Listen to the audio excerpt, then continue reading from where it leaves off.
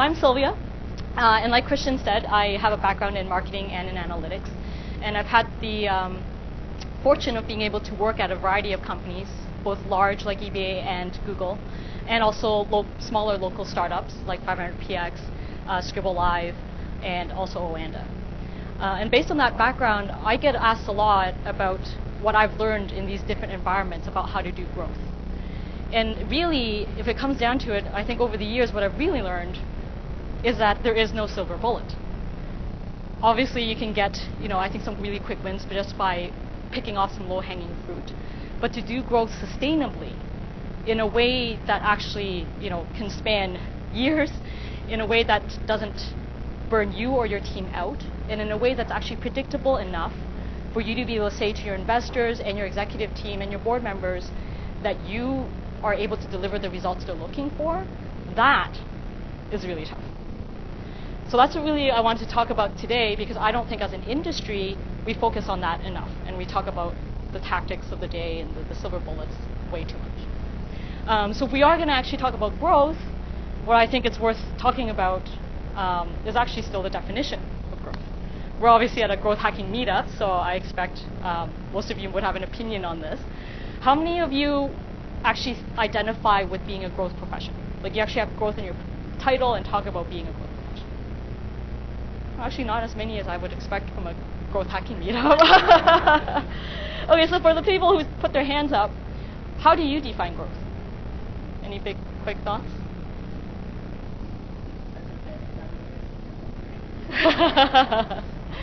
Any other quick thoughts? Kristen?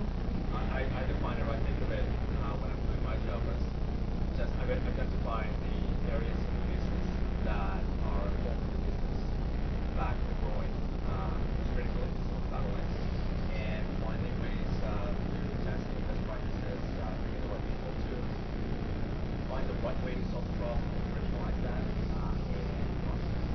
And in that, I think includes marketing, product, operations, anything I think that's one of the things. Iteration, experimentation. Yeah. Yeah.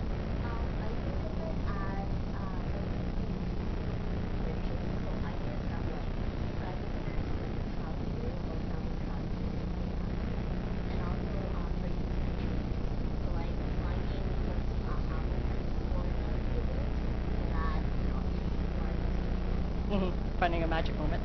Yeah. All right, so for me personally, obviously I'm a VP of growth, so I have it in my title. And even though this idea of growth, at least from a Silicon Valley perspective, has been around for a very long time, I still get asked, mostly by recruiters, about what growth actually is. And they're recruiting for growth, so I can't roll my eyes enough. And to me, the concept of growth really is a mindset, first and foremost. It's an attitude that really separates that from what you would traditionally call a marketing function or a product function. And what constitutes that mindset, I think if you go out and look at the literature in terms of what Brian Balfour talks about, or what like Andrew Chen talks about, like growth influencers, this would be the list that I think is mostly out there and accepted as growth principles, right? You take a mindset of learning, experimentation, and iteration, what Christian was talking about, failing fast, preferring to do things and get them out before they're actually like really perfect. And the thing that I think definitely separates this from a more traditional marketing function is really being full funnel and very data infused, right? So that you're not afraid to go up in the funnel or low in the funnel, touch the product if you have to get the conversion points that you need. The problem with this that I see, and I see this a lot actually more for people who are new to growth, is that they take this subset and they run with it without realizing that actually what's publicly talked about is actually, it's missing a few things. So what I see is a lot of people take a problem, so let's say I come to you and I say I have an app for moms to book, I don't know, summer camp. Then you're like, oh, I know where moms are. They're on Pinterest. They're on Facebook. I'm just going to go after them in those channels, and then off you go. You're running tests, you're in a trial and error mode, right? So when you try things and they don't work, you pick yourself back up again, you throw more effort into it. You say, okay, well, I didn't create a content strategy, I'm going to go and do that. Or someone else comes by and says, well, are you really looking at influencers on Pinterest? Well, okay, no, you weren't doing that, then you do that. And pretty soon, you find yourself with a tangle of things. And I really mean things. You have a tangle of programs, of experiments, of campaigns, of channels, of sticky notes with ideas that you can't get to. And if you're not, I mean, if you're in a monopoly, then maybe great. This actually might work out for you. But if you're not in that scenario, and you're kind of with the rest of us, you might actually end up starting, and I've felt this before, just getting burnt out. Not just yourself, but your team. So really, again, the question is, how do you do this sustainably? And my answer to all of that is having a process and a framework. And I can see that when I talk about that, it's about as sexy as showing up to a beach wearing a face bikini. When you talk about growth, no one really wants to talk about the process behind it, but I think it's super important. Especially if you're in a mindset of testing and trial and error, chances are your tests are going to fail. Even in the best and brightest environments, like when I was at Google, 50% of the experiments we ran would fail. So how do you actually put that testing into a framework that you can guarantee some success out of, right? That's really what I want to talk about. And the research out there actually also proves that if you have a stronger strategy and plan and document it, you'll be more successful. The research I will always like to point out is actually done by the Content Marketing Institute. They've done extensive research on B2C as well as B2B environments. And if you look at their research, they publish it every year. Over the years, the strongest indicator of success still that they've been able to find is still whether someone has written down a strategy. Sounds simple, right? But I think a lot of us, we just don't think of, even if we know this, we don't necessarily action on it. So from here, I do want to go through then what I've kind of instilled from my learnings into an 8-step framework to follow for growth. And then after that, if we have time, I wanted to go through some pitfalls I've learned throughout my time at eBay and in Google, more of the larger companies. So the first thing to actually look at, and I'm assuming most of us are in a kind of tech startup space, is actually to look at the lean startup principles and know where your startup is actually at. So this diagram is one of my favorites from Morgan Brown. Have many of you seen it before? Any hands? A couple? Yeah, so the idea really is that you can kind of, with this type of map, know where your startup is at and what you should be doing, right? Because in the beginning, if you're searching to get a minimum viable product, what you should be doing is searching for a solution that fits a particular problem that you want to go after, and make sure you can have some users onboarded to that to give you the feedback that you need. From there, what you want to do is get to product market fit, right? And at that point, you should have a good enough subset of users that you know that if you took your product away, they will cry because the pain is so bad without you. From there, what you want to get to is channel product fit. And at that point, what you're searching for is the channels where your users are at, that you can go to them with a specific language. And if you do that, chances are they're going to be reeled in and off to the races you go. You can pour on the resources, get the lovely curve that everyone wants, and then go for international expansion once you've hit maturity. So I like to bring this up because I think, you know, from a growth perspective, everyone says you shouldn't do growth until at least you've had product market fit. And that's, even though people know it, whether they actually evaluate hard about whether what they have is at product market fit is not always done. And I think the problem is related to us not having necessarily good metrics once we go beyond that. So I'm going to assume, just because we're talking about growth in a more traditional, I guess not traditional sense, but in a more classical sense, I'm going to assume that we all have product fit in the places that you're at, and we'll talk about how to get to the next step there, the channel product fit piece. And the problem there, I find, is just that there's no metric of success.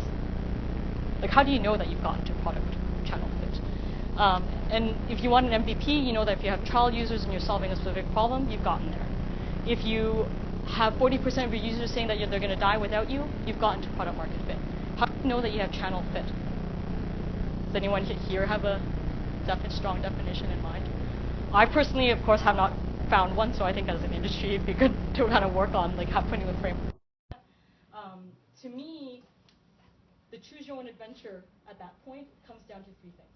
And it's a really basic strategy question for your startup. set a strategy, but it's related to these three things. Are you actually going after users, or in the B2B space, clients? Or are you trying to monetize the users you already have? Or are you trying to go for profitability?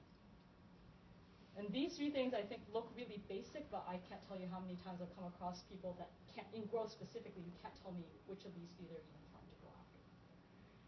And obviously, it precludes, like one precludes the other. You can't get profitability without monetization. You can't get to monetization without the users. And the case I keep on thinking of whenever I look at this, it's like Twitter. It boggles my mind that some company with $600 to $700 million of quarterly revenue is still not profitable. Right? And then as the users are taping down, the more they want to shift their efforts towards this. The question really is, should they have done this earlier? I personally think so. So the thing is, once you've picked this, what I recommend you do is actually create what I call a model. Sounds fairly basic, but what do I mean by very stripped down level? The model of your revenue is profit equals revenue minus cost. And the 500px controller is here tonight, so I feel like he's going to say, no, it's too basic. But I do, like, what I would recommend is trying to break this down as granular as you can.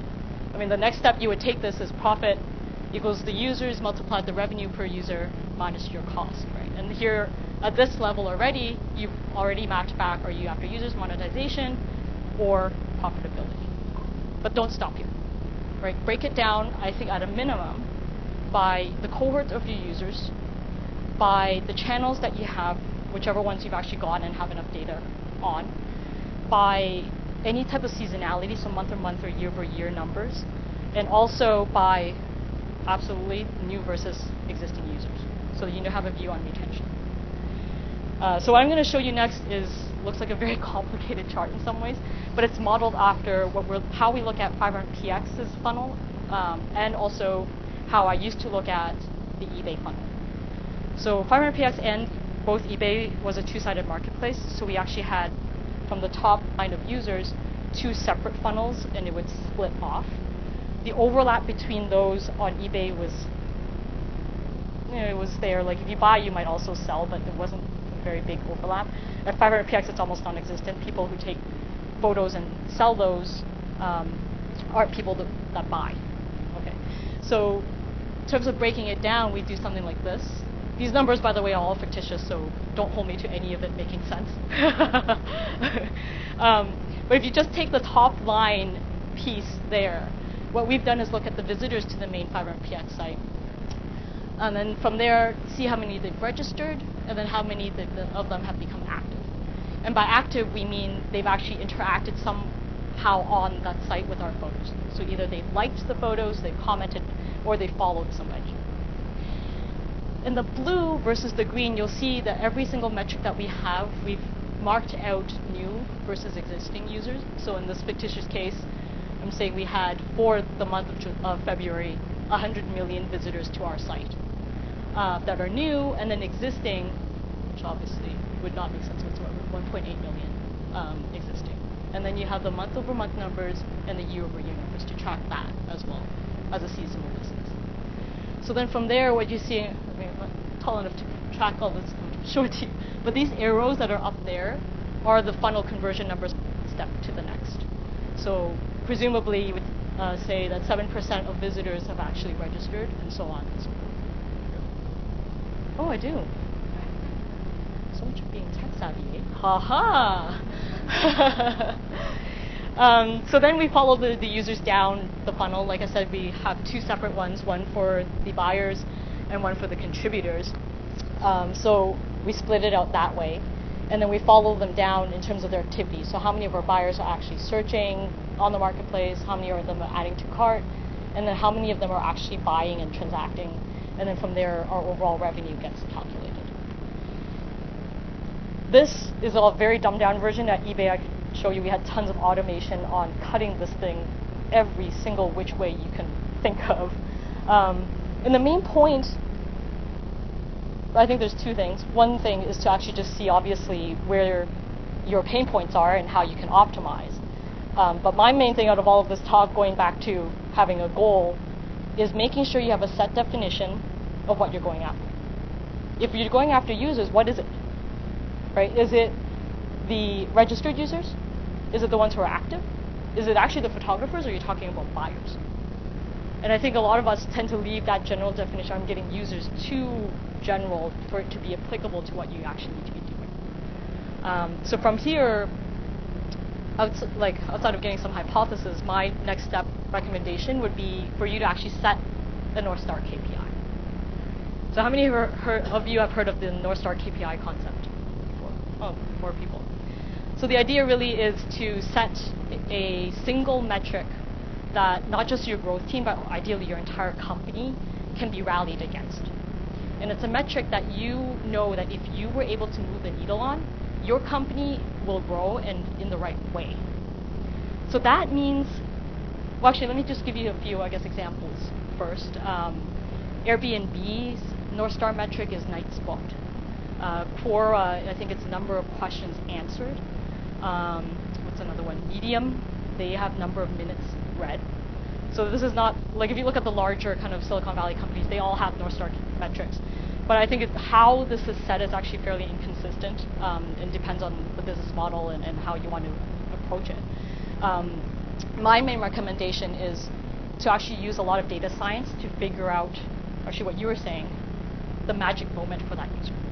You want to make sure that this KPI is tied to that aha moment when that user realizes the true value of your product and is likely to stick around. So at FinderPX, just as an example, when I started there in March, a lot of what we were thinking as our primary KPI was actually surrounding uploads. Because we looked at all these different types of activities in terms of viewing photos, sharing photos, commenting on photos. There was nothing that was really as tied to retention or correlated with retention as actually uploading your own photos. So for the longest time, we were going after that. But when we actually mapped out the entire funnel and started looking at retention across basically every funnel stage and the actions that a user can take at those stages, we realized that the retention was through the roof, way more, if we look at the photographers who actually been paid out from selling a photo. So from there, we actually shifted our KPI away from, I think, not that we don't look at it anymore, we still look at the uploaders and the uploads, but we right now look at way more at giving payouts to the photographers. Whenever they receive that from us, this moment and they'll stay with us. So far we've covered setting the strategy, looking at your model, and then from there setting a North Star KPI. What do you do from here? Here you still probably have a mile-long list of ideas of how you can achieve this KPI that you've set up for yourself, or moving this KPI. What I would recommend you do at this point is creating what I call the grid. Sounds a little ominous, but the idea really is to put all of your different ideas into spreadsheet, whatever you wanted, however you want to do it, into Asana, Trello, whatever floats your boat. Put them all there and actually prioritize them so that you know what you should be working on next. And this sounds, I think, fairly trivial and easy, but I have, in practice, found it fairly hard because of two reasons. One, deciding what those columns are in terms of how you want to be ranking these things takes an incredible amount of herding on your team, or it can take it. If you haven't, especially if you haven't discussed it before. If you know, these are just an example of what you might want to put up on there. You might want to say, hey, I want to get everything out to market as soon as we can and prioritize time. Or you might say, okay, my team is actually really strapped for resources right now. Let's try to kind of put out stuff with as minimal effort as we can. But having all of those kind of constraints actually laid out in priority order so that you know what each item means for you isn't a trivial task. And then the other thing that I found that is fairly hard with this is actually figuring out what the dollar impact of each of these initiatives will be. And this is why it's very important to upfront have done that model of your whole business. Right? Because if you're proposing an A/B test on your homepage with a specific hypothesis, if you don't even know right now what your homepage conversion is to certain different other steps, you're not going to know what you think, what the lift might be. Right? So hopefully out of all of this, you've been able to stack rank all of your ideas and know what the monetary value is of what you want to actually take on. And from there, you can actually set your targets. Anyone excited about that? Yeah, I usually get that reaction too. I think targets are important. I mean, not just, there's the obvious thing of having targets for your team, just so that for communication and obviously for accountability, you have something to go toward. I actually think this is more important, more because of going back to the attitude. You as a growth team are here to learn, not just about your users and what your product can do, what your market is like, but about what you as a team can achieve. And you can't learn what you can achieve without having a target for what you're going to go after. The point isn't necessarily, I mean, other people will disagree, your investors will disagree with me. The point isn't necessarily always to hit that target. It is to get closer to that target over time, right? It's not to necessarily set it high, it's not to sandbag, but it's to get good at knowing what you can do so that you can actually improve. So once you set the target, are you ready to start jumping into execution? Yes, we are. But I think the main thing to call out there is I would still recommend you put a ton of process around that. And at this point, I feel like this is definitely something that you wouldn't do, even if you're a one-man growth team, on your own. Process is all about how you work with your team members and other people in the company.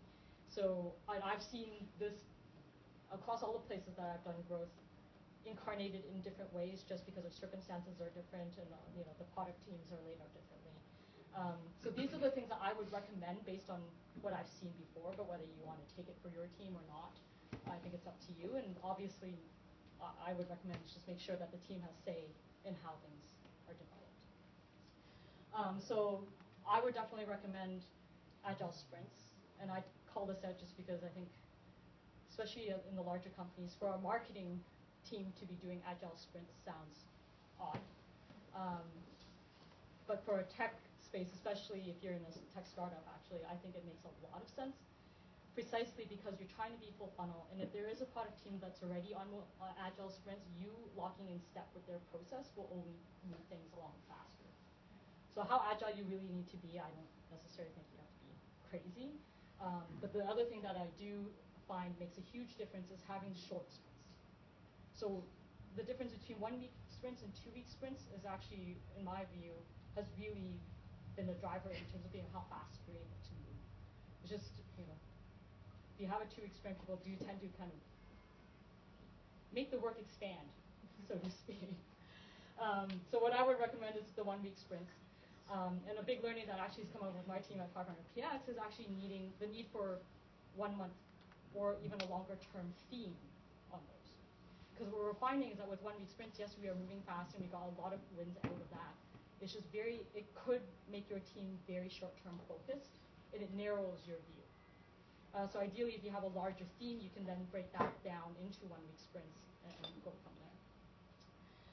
The other thing I would recommend is that grid that I talked about, having that at sprint planning.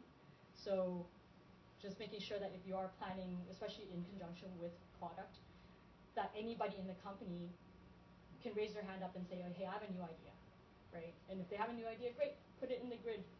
This way, you won't have a board member dictating what you're going to be doing next week just because they thought it was a good idea. And everybody kind of gets a fair sense of how their ideas are being evaluated, and they don't feel like they're not being heard. The other thing I would recommend is actually having separate streams for funnel optimization work, like A/B tests on the homepage, putting in new landing pages for your Facebook ads, that sort of thing, versus actually creating whole new kind of mini tests of products. So if you're launching a new mobile app or a whole new kind of program, having a separate stream of work for that.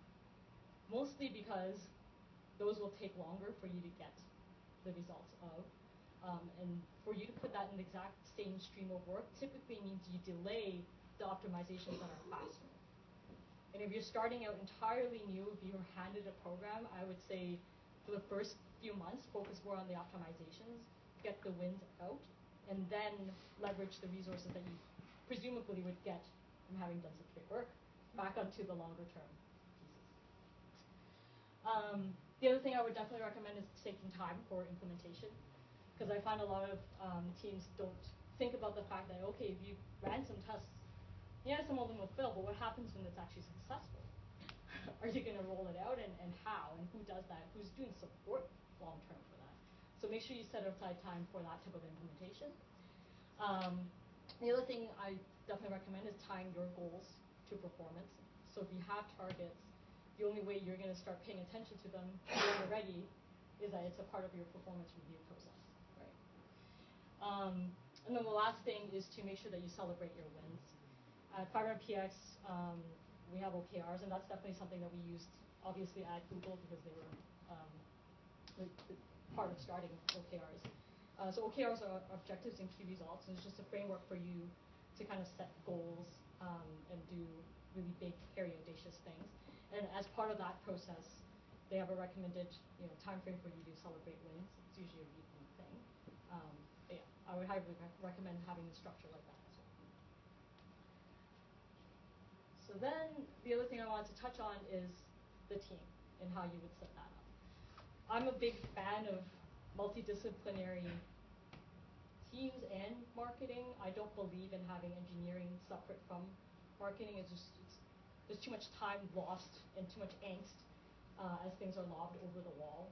So this, to me, is the minimum viable team. So you have at least one engineer, one marketer, designer, PM, and a data scientist in one. And I have really seen magic happen when you have all of these folks focused on the same goal. For people who haven't been in an environment like that, I find it's a bit of a learning curve or an adjustment, just because it always feels like that you're the only one there in that function. It's a bit of a lonely thing. But as it scales out, I typically find that goes away. And once you see how much you could get done with that multidisciplinary smaller team, the concerns go away. I think the main thing out of all of this is to make sure still that even if you have a team of this, like let's say minimum 5 people, it doesn't have to be 5 people. The functions have to be there, right? You can roll up the functions together. But the main call out there is to make sure that you have at least one person accountable for the whole shebang. And typically, I would recommend that it's somebody at an executive staff level so that they can champion everything that you're doing. And if there are roadblocks, they can help you with that. And I think out in the kind of industry right now, there's a lot of debate about where should that sit, right? Should growth sit in marketing? Should it sit in product? Should it sit in a separate team like I have it at 500px? And to me, if you have a team like this, it's a bit of a moot point. Because if you have marketers and engineers together anyway, it doesn't matter really in name whether they're sitting in one section of the company versus another. I think the matter that we don't discuss very much is that it really needs to roll up to somebody who understands everything that we just talked about, right? If you have a CMO who is more about, quote-unquote, traditional marketing, and there's nothing wrong with that, right? They're more into PR or other things, and maybe that's what the actual company needs, then growth might not fit well in it, right? And their interests aren't there, then definitely that won't work. Same goes with product, right? If they're actually really deep into R&D and wants to play really long-term and don't want to look at growth things, again, it might not work. So really, to me, I think it's the structure of the executive staff and who you have there and what their interests are. But regardless, make someone accountable. And then to scale out all of that, really, I would suggest that you basically take that team that you have and chunk off pieces of your business over time. So you can do it the Facebook way and set up a whole, like a duplicate team for acquisitions versus retentions versus referrals. Or you can do it by product line. So like in the 500px case, we can do it for our business products versus our consumer products. Or you can do it by segment, right? At eBay, we had buyers and sellers always totally separately looked at. And that's basically the eight-step framework in recap. Do you guys have any questions on this? Yeah. 2 questions actually. One is for the targets. How do it's easier easier to determine the dollar value of the page you're trying to test, but how do you assign a value for your testing ideas? Like, changing from this button to another button. How do you determine that value? Yeah, there's a lot of benchmarking that I think you would want to do, like go out there and just look for someone who's changed the pricing or sent out these types of emails, what lift have they seen, and then try to see if you can have that as an aspirational goal. I see. Okay. Right.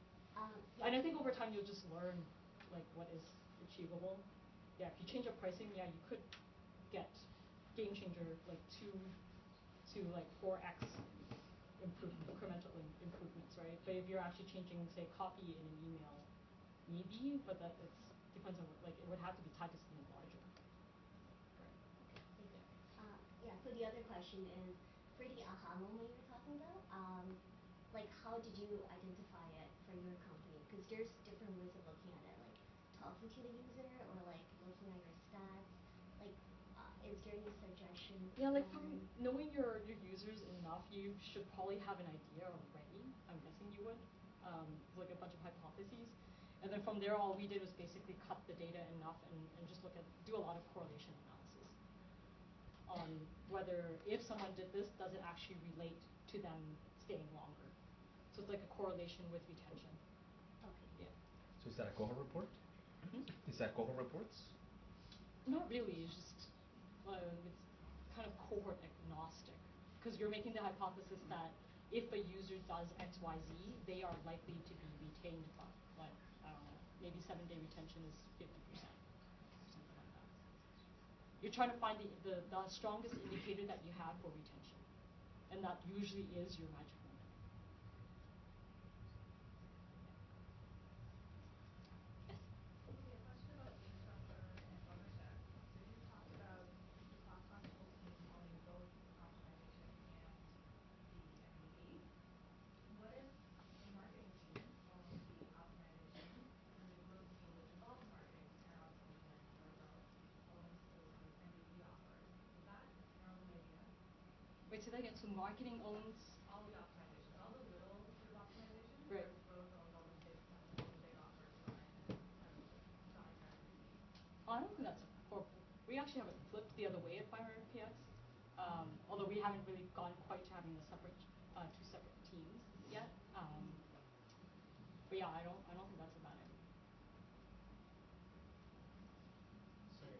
Yeah. Actually, maybe that was asked already, but especially in the bigger organizations, how do you work with, let's say, a product owner or that sort of team that takes care of the design and owning the product?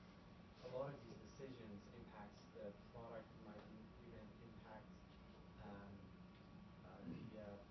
the longer strategic vision of a product. So would you provide suggestions, or would your team actually own?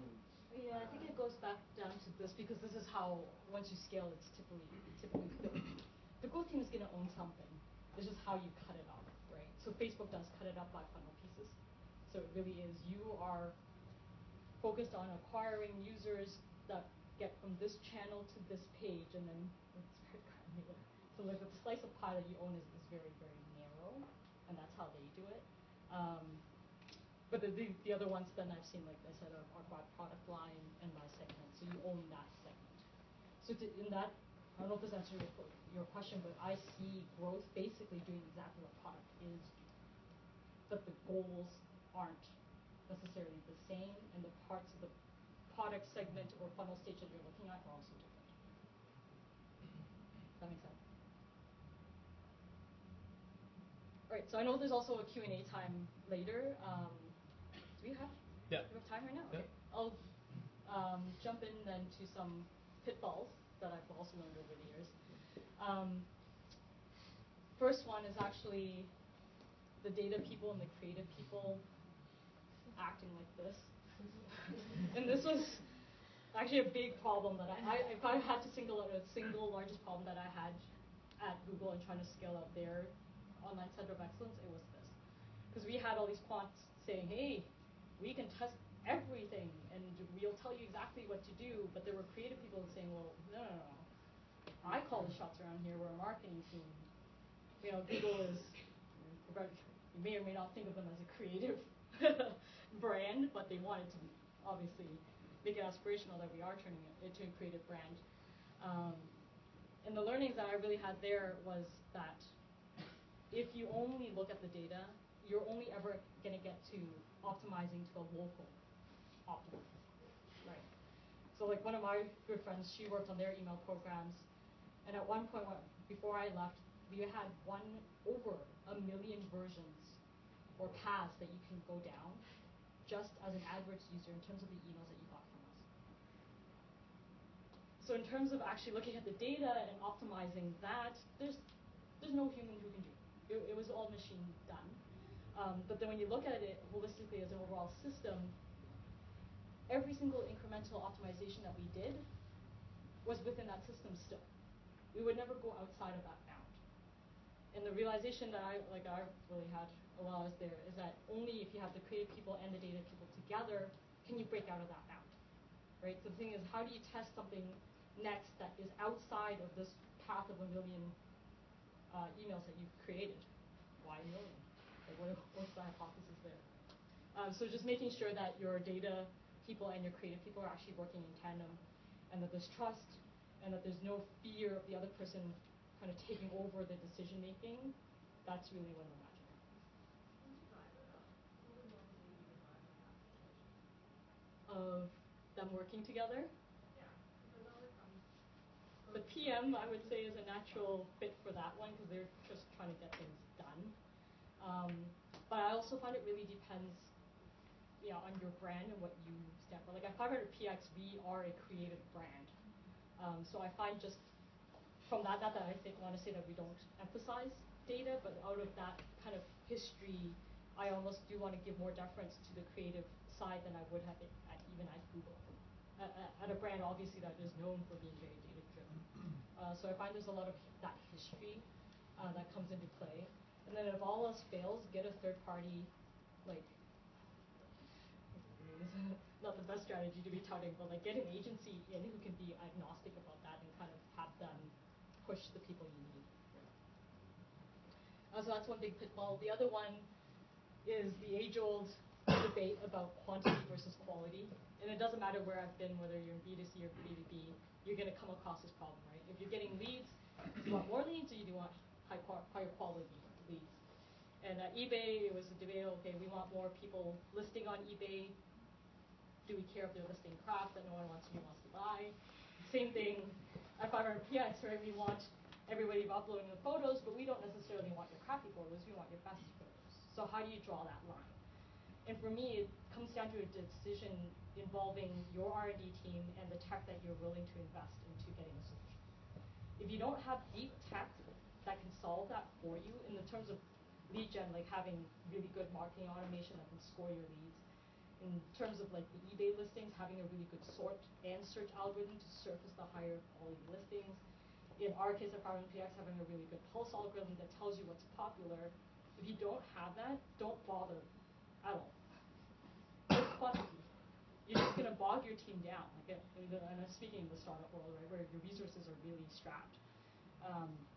I have not personally found a case where going after the quantity has worked out without that tech. So that's just, another pitfall to avoid. Third thing is actually not baselining the market forces. And what do I mean by market force? That's actually something that is out of your control, that is affecting your business more than you realize. At eBay, I was in the Canadian office, so we were managing the eBay operations. Can anyone take a guess maybe of what was something that was out of control that moved our business more than anything else? Exchange. So just tracking that alone, you realize that if you did not benchmark against your exchange rate, it's very easy for you to get complacent about what you've done. And we did. We launched programs at the exact same time that the rate would go in our favor, and people would be like, "Oh, amazing!" It's just, well, the exchange rates changed. Another thing that's also burned in my mind from the eBay days, there was an analyst out in Europe who circulated this graph with all the executives that was, the typical hockey stick growth for very small, like one of the smaller Nordic countries. I think it was Norway. And it got circulated because I was just like, wow, look at what they did. And if you look at the bullets of what they did, it made no sense. It was these very small tweaks to things that it was just everyone was scratching their head. So it came to the Canadian office, and it was like, oh, look, maybe we should do what they did. So then our team here, the analysts, started pulling back that data, and we took a time frame that went before when they started that chart, and realized that it was a gigantic dip like this, and then it went back up. But they chart right here. And what's more, that growth curve was mirrored in every single market that eBay was in Europe. So it was in France, it was in Germany, it was in the UK. Every single large market we had, it was exactly the same. And we realized, after looking at the timing, it was World Cup. And again, it was just, why didn't, like, in retrospect, everyone was like, oh, yeah, of course World Cup. And we didn't see that in North America quite as badly, obviously, because we're not listening to soccer here, but it was a big learning for me. And then at Google, there were other market forces that were also controlled, like in India. We kept on trying to say, okay, how do we get search penetration up in India? And with the product being easy now as it is, it's an issue.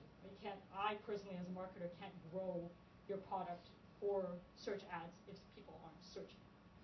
Right. So just having that baseline and even knowing what those factors are is pretty important. I'd also say knowing what is actually in your control is very important, and not underestimating that. Do I mean by that? At 500px, a great big example is we run these promotions on our photographer subscriptions. So if you go to our site, you'll see regularly that we have these 25% off, for say, for Valentine's Day or other holidays. And if you look at how that affects like our user behavior and our revenue, it is probably the single largest lever that we have on our revenue. That's changeable, that's easily moved. And up until kind of, I want to say last November, we would run these without really paying attention to what it could do for us. And I think pricing in general is an often neglected lever that people don't think of. And at Google, the example I want to show is, when I have to give that team credit, they were looking at things more as, okay, it might look big and really hard to do, but we're going to attempt it anyway. And they were actually looking at how many of the business, like existing small businesses, are online. Because again, we were trying to sell them the AdWords product, but if you're not online as a business, obviously you're not going to care about AdWords. So they then went and built a gigantic program about getting your business online. So you might have come across it like GYBO. And we went across like US, Canada, and all these different cities to get offline businesses online, and we actually help them with pop-up shops.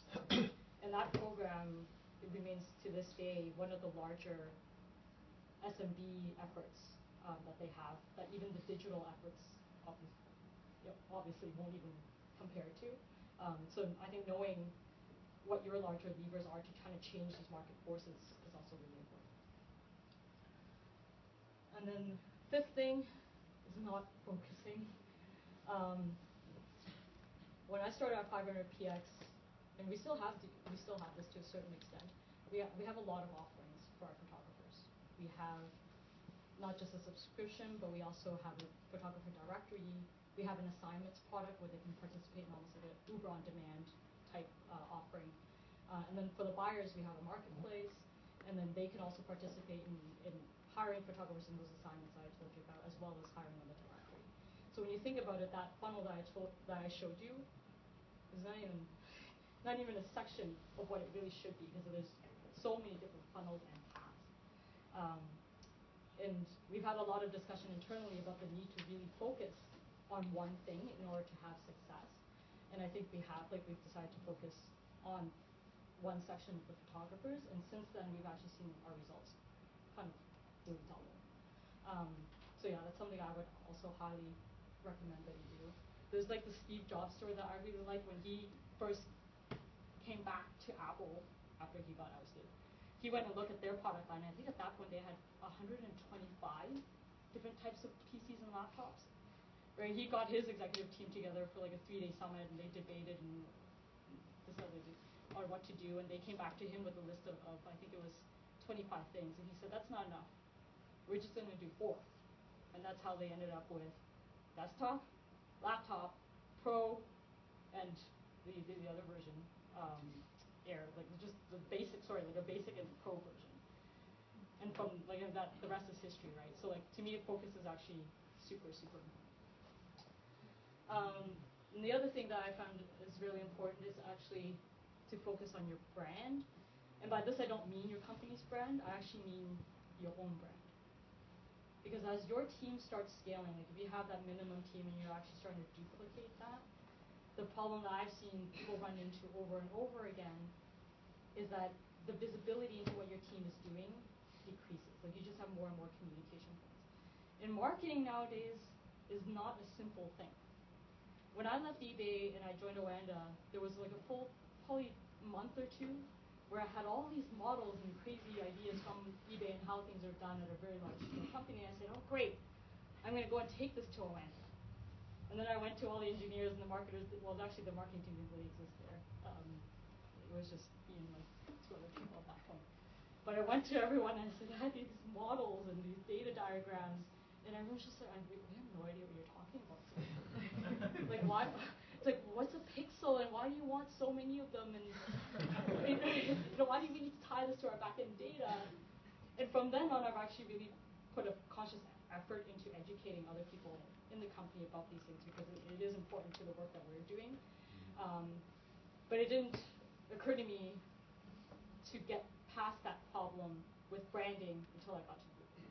So the director that I was under at that point was actually very militant about building our own brand for that team.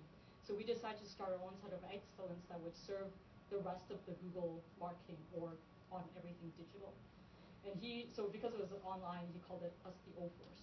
He created a logo, and everyone on our intranet got, whether you liked it or not, photoshopped into a super villain or super hero of your choice with your actual head, but the superhero's body. And that went up on the entire Google intranet. So anybody searching for anybody on our team would know that we were a superhero on the O-Force team. And from there, he started, it's one of those, it's a little gimmicky, but he started building trust with the rest of the org. And at that point, we had 1,500 other colleagues just in marketing and development. But the name just spread like wildfire. And it really made a difference in that the questions changed from, before that it was very much, okay, why do we need you? What are you doing? And it changed from, oh, okay, well, how can you help me? Because they can actually understand what the brand is about, even if they don't know every nuanced thing.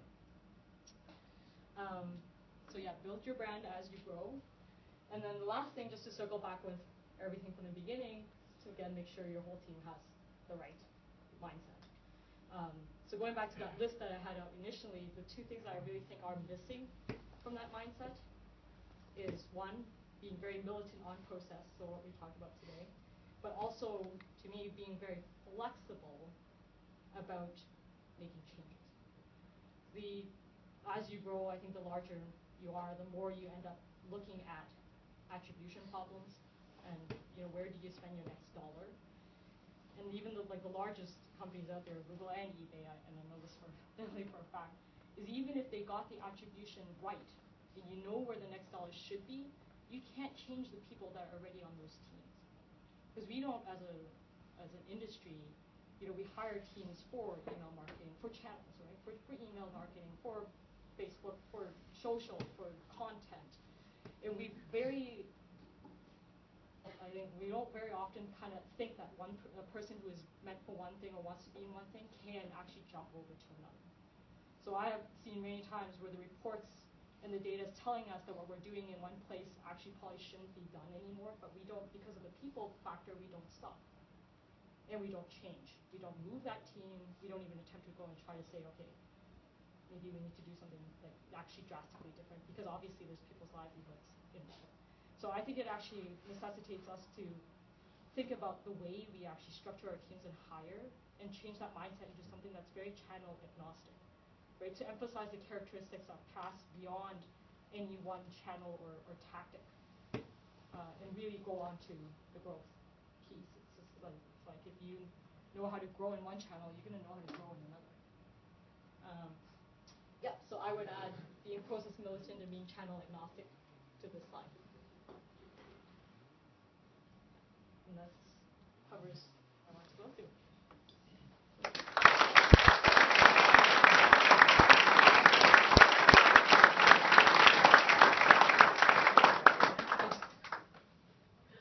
Any other questions? Yes?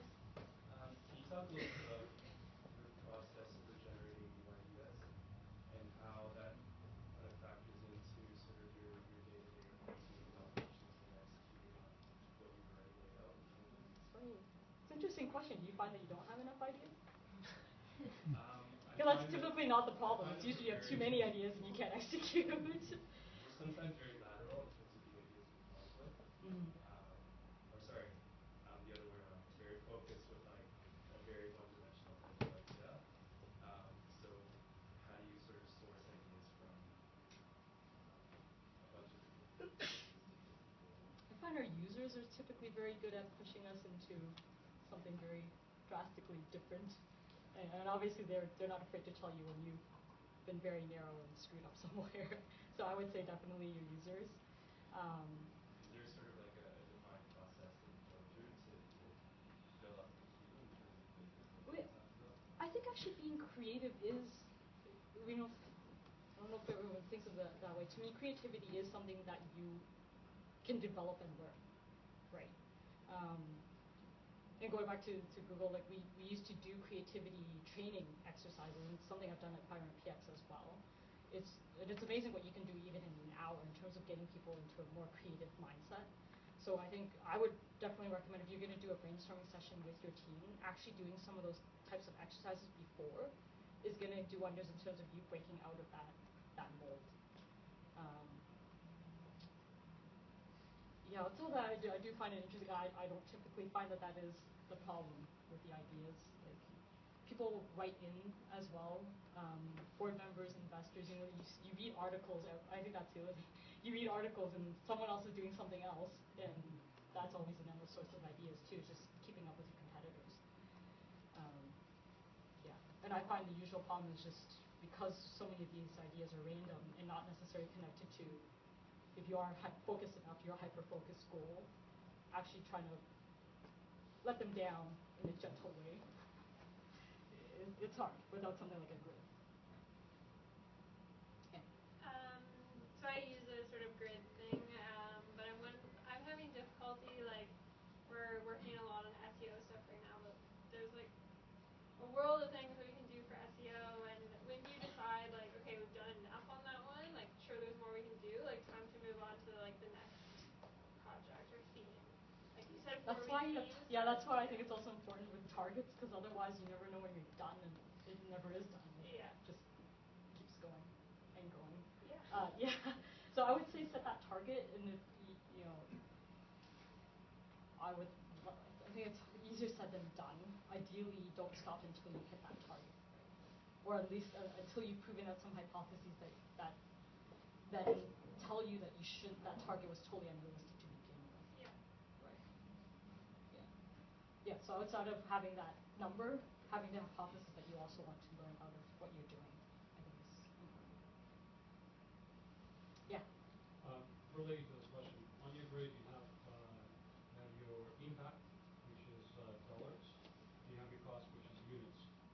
So first of all, what is those numbers?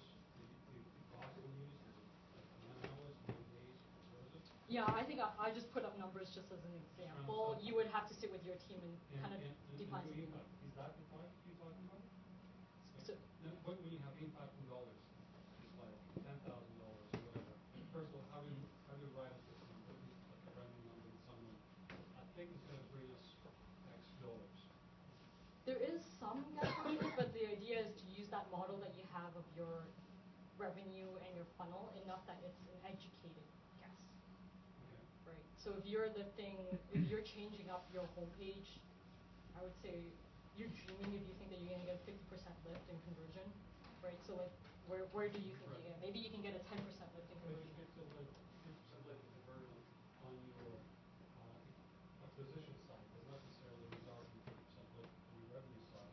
No, you're holding Right, it's basically, not you're immediate. having one change and everything else holds constant. So it's like all else being equal, what would this one change do?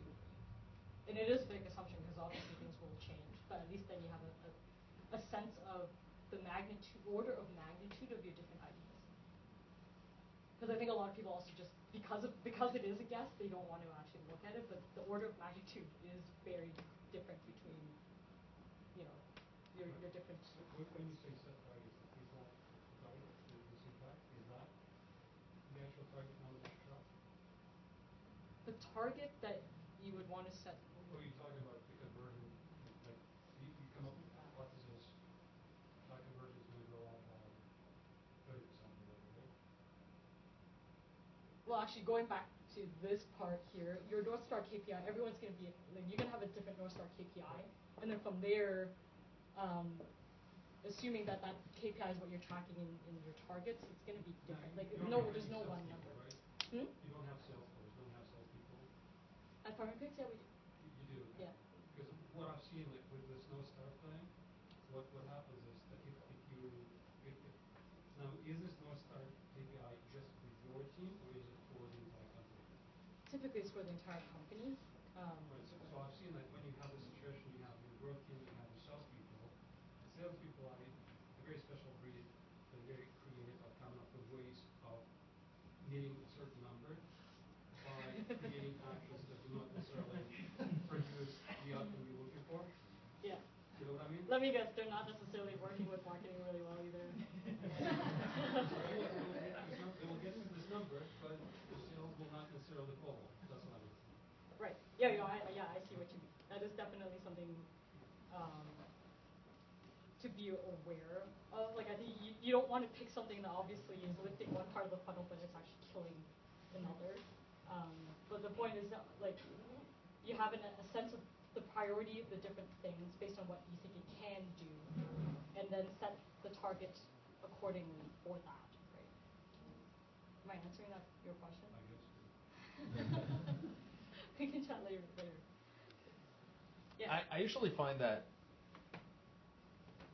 marketing teams are, I mean, maybe sort of as a head of marketing or something like that position, you always feel this way, but I always feel like they're understaffed. So you don't have the luxury, oftentimes, to put this multidiscipline, like this is a huge luxury. This is a Cadillac to be able to say, I need the resources to get an engineer, a designer, a data, and we're talking 300 grand a year.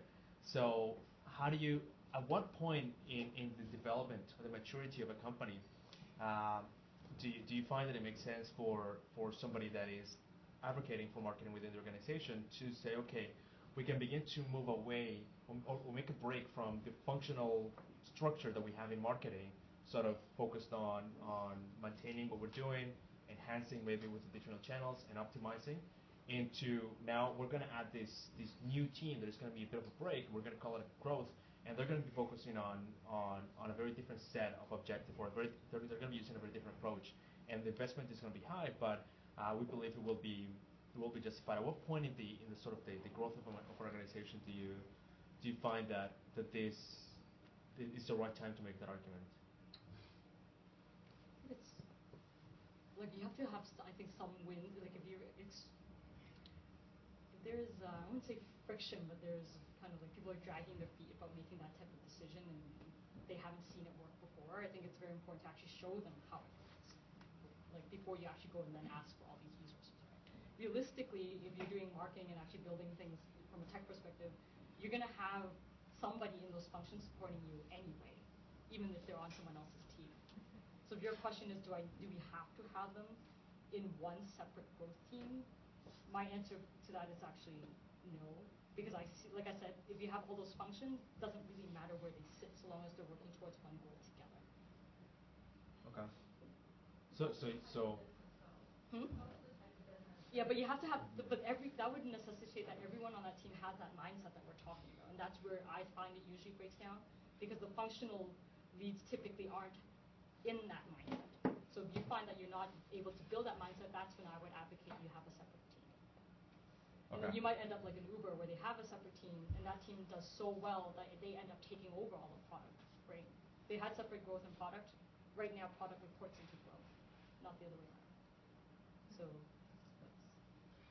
And up to that point, because sure, I mean, you could be running projects in which engineers and designers sort of roll into specific sort of one-offs, but it is by every means a shared resource and not or they don't report to you. You beg and plead for that for those shared resources. But then does that mean you don't have exec accountability? Because remember, my minimal viable team meant that you have exec accountability. So if someone at the top is making those functional people do what you need to do, and if you don't have that, then that's that's a problem.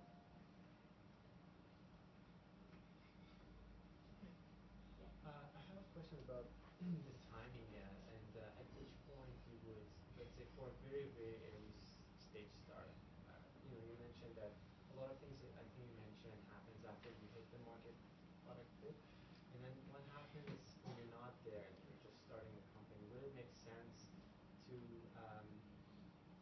get someone who plays more of a strategic role? Because at that point, I'm guessing that you could help with defining even the vision of the product, what it could be, what it should be, as opposed to more of a tactical A&B testing and changing the color of or very smaller things.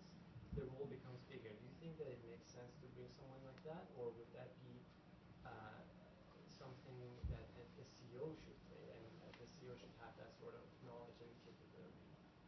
If you don't have product market fit, I feel like your team would be very small, so you're going to have to play multiple hats anyway. But because I think, this is my personal view more than anything, I believe growth is a mindset, so there's no reason why you wouldn't apply it to before having product market fit. It's just that the construct that I presented here doesn't really make as much sense. You don't have the data typically for this type of thing. It's, the resources, to your point, and your goals are very different, right? To get to product market fit, you're really mostly out there talking to customers. Still iterate, I think that mindset is still there, the iteration and the experimentation is still there, but your hypotheses are totally different, right? It's not about what channel your users are in, what kind of language they're going to be wanting to talk about your product, and it's all about, do you have a product that actually solves their pain points?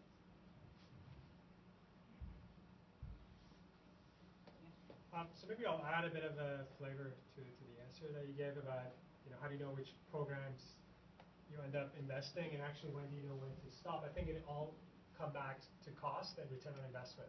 So I'm speaking from a CEO point of view.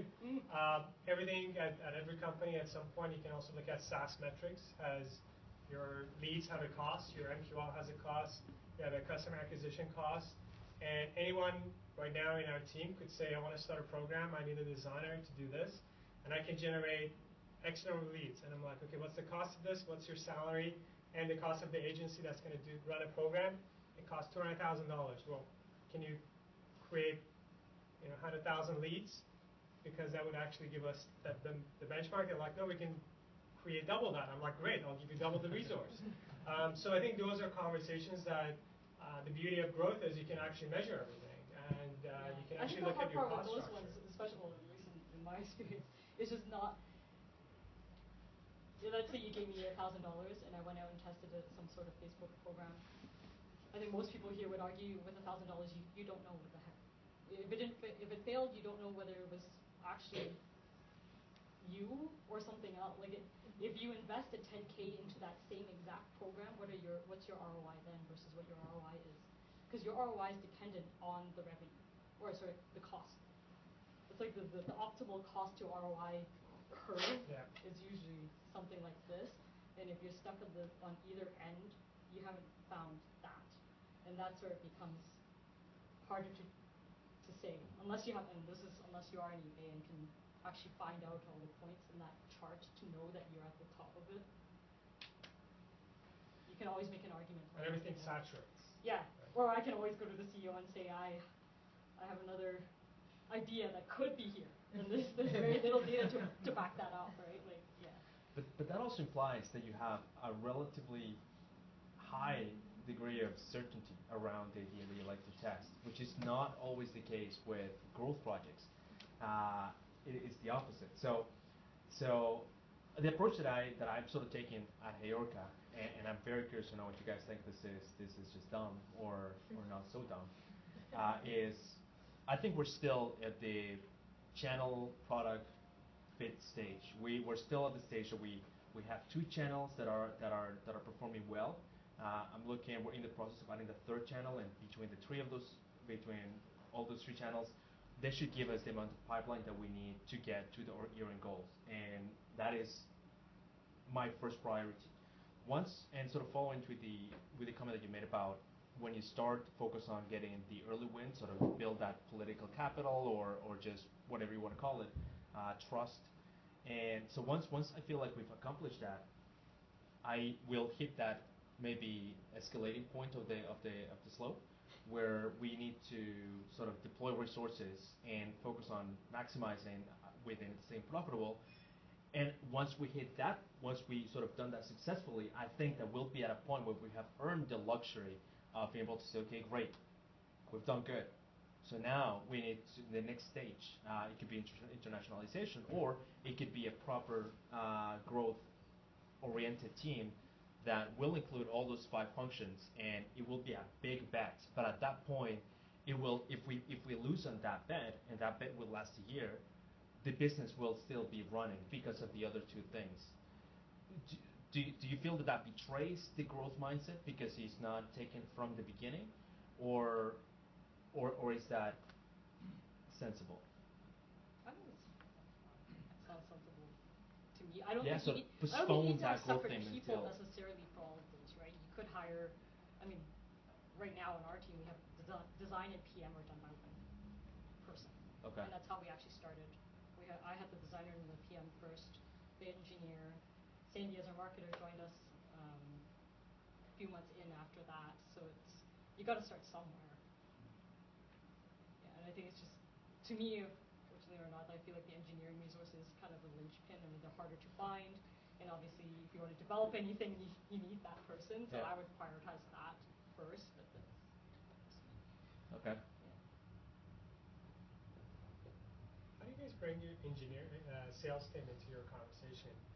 Is growth metrics and goals that you guys have at Fiverr so purely within marketing, or do you bring in pipeline contribution and yes, the way we're set up creation? now, we're kind of getting more and more set up as the team grows, is that we have growth as I've described it now. That's actually more handling lower funnel pieces.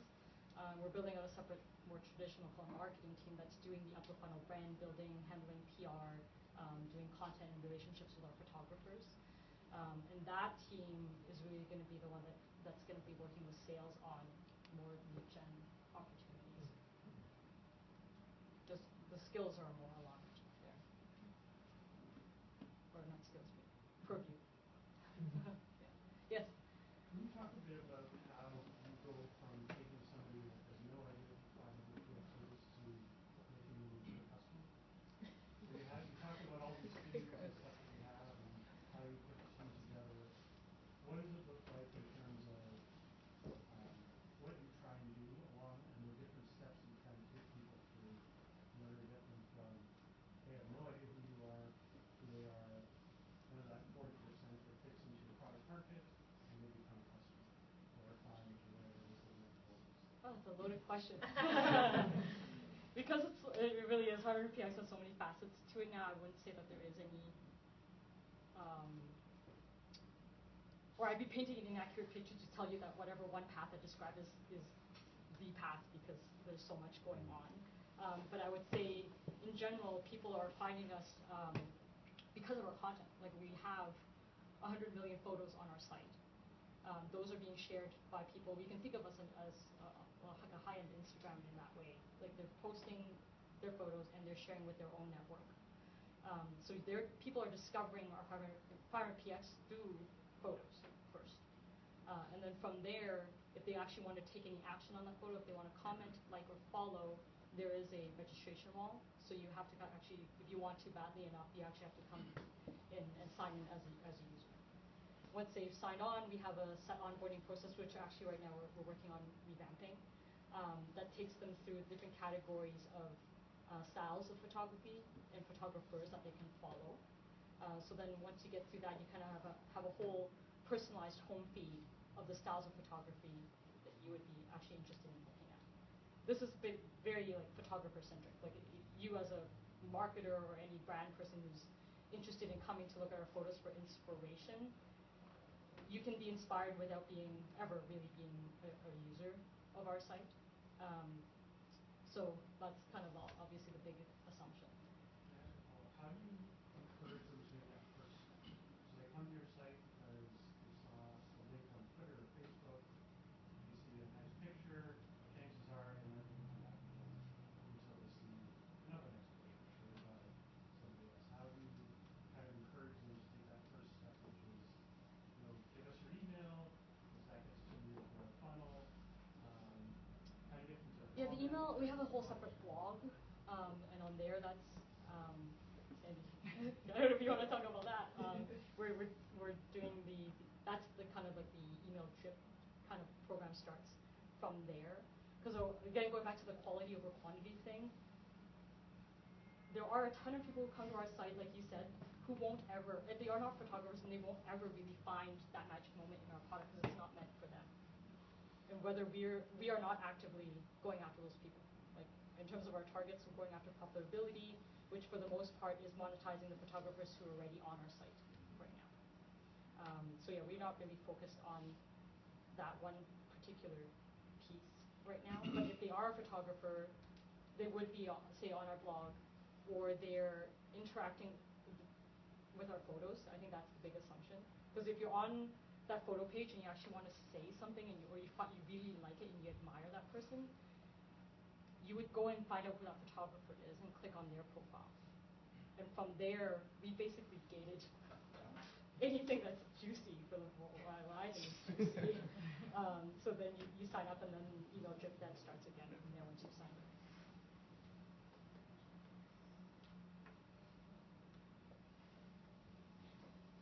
All right. Thanks, guys.